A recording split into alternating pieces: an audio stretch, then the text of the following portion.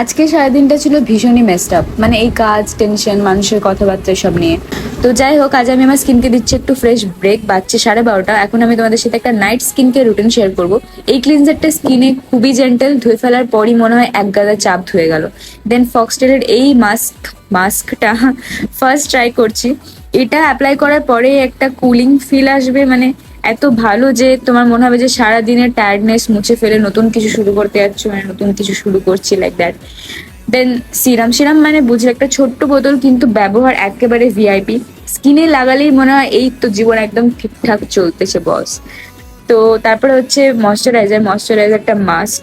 Moisturiser আমি কখনোই skip করি না। অনেকে ভাবে যে স্কিন চ্যাটচেটে লাগছে তো ময়শ্চারাইজার স্কিপ করে দেয়, সেটা একদমই করা উচিত না। দেন চোখের নিচেও একটু কেয়ার। সারাদিনের এত স্ক্রিন টাইম, ঘুমের ঘাটতি সব দেখা যায় চোখে।